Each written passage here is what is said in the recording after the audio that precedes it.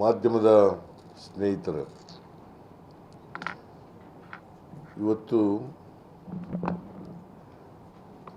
Police ಅಧಿಕಾರಿಗಳ ಸಮಾವೇಶ 2026 ನಡೆದಿದೆ. ಅದರಲ್ಲಿ ನಾನು ಭಾಗವಹಿಸಿ ಕೆಲವು ಮಾತುಗಳನ್ನು ಪೊಲೀಸ್ನವರಿಗೆ ಹೇಳಿದ್ದೇನೆ. ನಾನು ಸ್ವಲ್ಪ ತಡವಾಗಿ ಬಂದೆ, ಯಾಕಂತಂದರೆ ಇನ್ನೊಂದು ಕಾರ್ಯಕ್ರಮ ಇತ್ತು. ಆ ಕಾರ್ಯಕ್ರಮ ಮುಗಿಸಿ ಇಲ್ಲಿ ಬರೋದು ಸ್ವಲ್ಪ ತಡವಾಯಿತು. ಹಾಗಾಗಿ ಗೃಹ ಸಚಿವರು ಭಾಷಣ ಮಾಡಿಲ್ಲ, ನಾನೊಬ್ಬನೇ ಮಾತಾಡಿರೋದು. ಅವರು ಇವತ್ತು ನಾಳೆ 2 ದಿನ ನಡೀತಾ ಇರೋದ್ರಿಂದ, ಈ ಸಮಾವೇಶ 2 ದಿನ ನಡೀತಾ ಇರೋದ್ರಿಂದ ಇಲ್ಲೇ ಇರ್ತಾರೆ. ಅವ್ರು ಮಾತಾಡ್ತಾರೆ. ಆಮೇಲೆ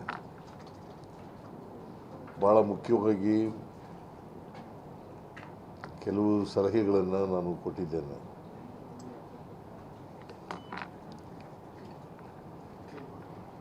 ಪೊಲೀಸ್ ಇಲಾಖೆ ಕೆಲವು ಠಾಣೆಗಳಲ್ಲಿ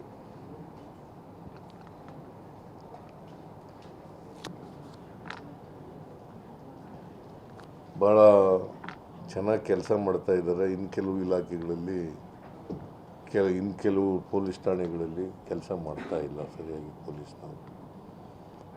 ಬಿಕಾಸ್ ಸುಮಾರು 88 ಪ್ರಕರಣಗಳಲ್ಲಿ ಪೊಲೀಸ್ನವರೇ ಶಾಮೀಲಾಗಿದ್ದಾರೆ ಅಂತಕ್ಕಂಥದ್ದು ಗೊತ್ತಾಗಿದೆ. 88 ಪ್ರಕರಣಗಳಲ್ಲಿ ಪೊಲೀಸ್ನವರೇ.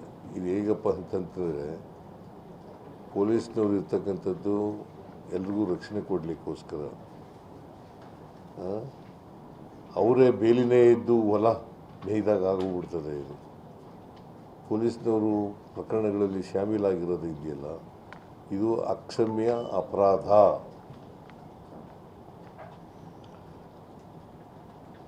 ಬರೀ ರಾಜ್ಯ ಸರ್ಕಾರಕ್ಕೆ ಕೆಟ್ಟ ಹೆಸರು ತರೋದಲ್ಲ, ಪೊಲೀಸ್ ಇಲಾಖೆಗೆ ಕೆಟ್ಟ ಹೆಸರು ತರ್ತಕ್ಕಂಥ ಕೆಲಸವನ್ನು ಮಾಡ್ತದೆ ಅಂತಕ್ಕಂಥ ಮಾತುಗಳನ್ನು ಹೇಳಲಿಕ್ಕೆ ಬಯಸ್ತಾ ಇದ್ದೇನೆ.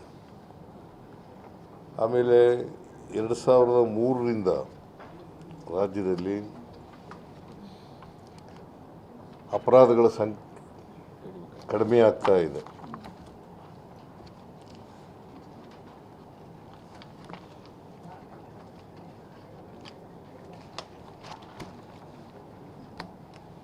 ಈಗ ಕವಿತಾಳ ಅಂತಕ್ಕಂಥ ಪೊಲೀಸ್ ಸ್ಟೇಷನ್ನು ರಾಯಚೂರು ಜಿಲ್ಲೆ ಇಡೀ ದೇಶದಲ್ಲೇ 3ನೇ ಸ್ಥಾನದಲ್ಲಿ ಬಂದಿದೆ.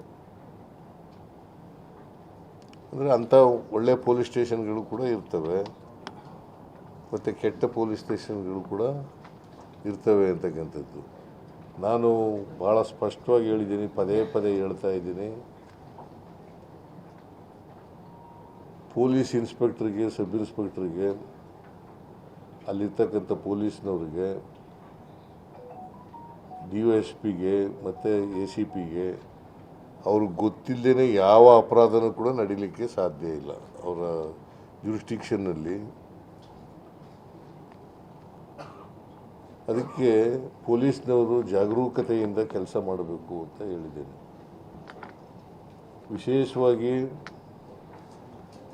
ದುರ್ಬಲ ವರ್ಗದವರಿಗೆ ರಕ್ಷಣೆ ಕೊಡಬೇಕು.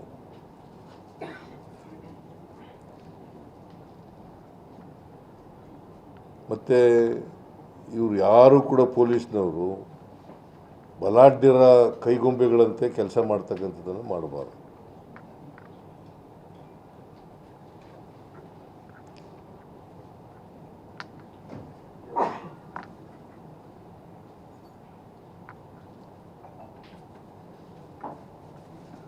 ಈಗ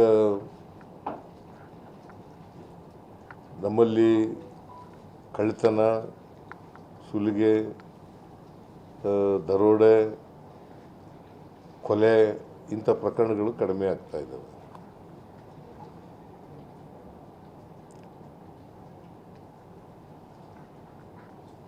ಆದರೆ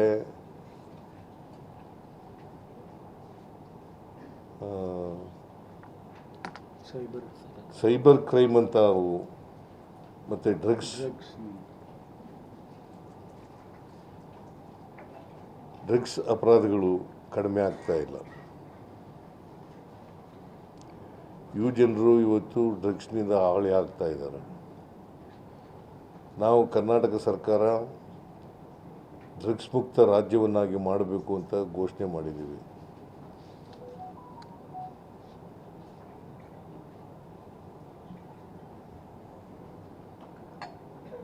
ಪೊಲೀಸ್ನವರು ಮನಸ್ಸು ಮಾಡಿದ್ರೆ, ಜಾಗರೂಕತೆಯಿಂದ ಕೆಲಸ ಮಾಡಿದ್ರೆ, ದಕ್ಷತೆಯಿಂದ ಕೆಲಸ ಮಾಡಿದ್ರೆ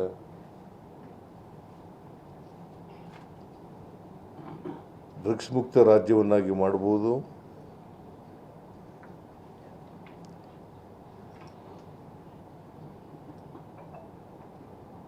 ಜೊತೆಗೆ ಯುವ ಜನಾಂಗವನ್ನು ಕೂಡ ರಕ್ಷಣೆ ಮಾಡ್ತಕ್ಕಂಥ ಕೆಲಸವನ್ನು ಮಾಡ್ಬೋದು.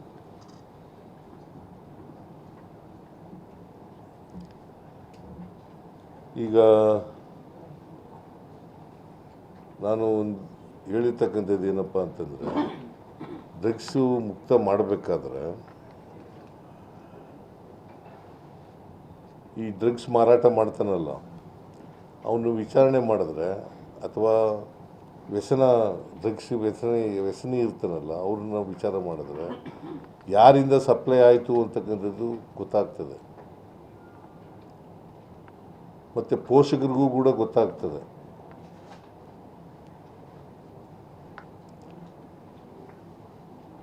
ಆಮೇಲೆ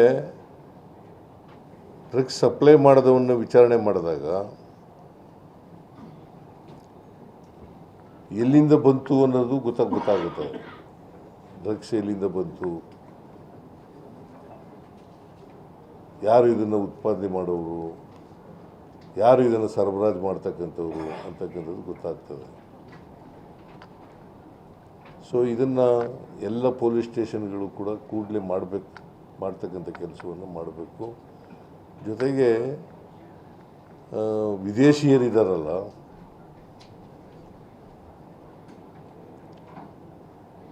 ಅವರನ್ನು ಯಾವುದೇ ಮುಲಾಜಿಲ್ಲದೇ ಅವ್ರ ದೇಶಕ್ಕೆ ಕಳಿಸ್ತಕ್ಕಂಥ ಕೆಲಸವನ್ನು ಮಾಡಬೇಕು.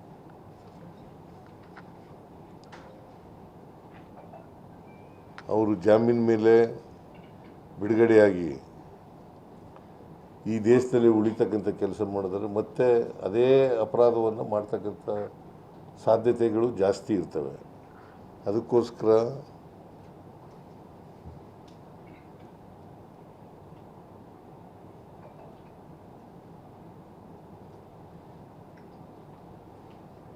ಅವರನ್ನು ಅವ್ರ ದೇಶಗಳಿಗೆ ಕಳಿಸ್ತಕ್ಕಂಥ ಕೆಲಸವನ್ನು ಮಾಡಬೇಕು.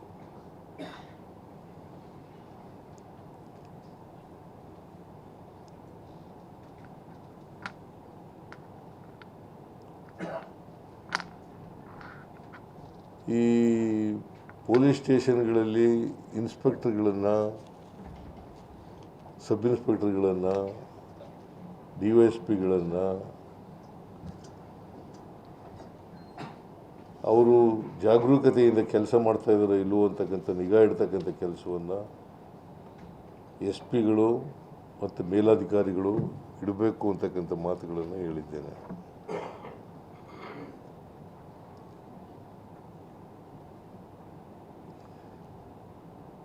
ಅವರು ಶಾಮೀಲಾಗದೆ ಹೋದರೆ, ಈಗ ಉದಾಹರಣೆಗೆ ಬೆಂಗಳೂರಿನಿಂದ ಬಂದು ಡ್ರಗ್ಸ್ ಇಲ್ಲಿ ಬೆಂಗಳೂರಿನಲ್ಲಿ ಪತ್ತೆ ಹಚ್ಚಕ್ಕೆ ಸಾಧ್ಯ ಆದರೆ ಮಹಾರಾಷ್ಟ್ರದವರಿಗೆ, why not Karnataka police people?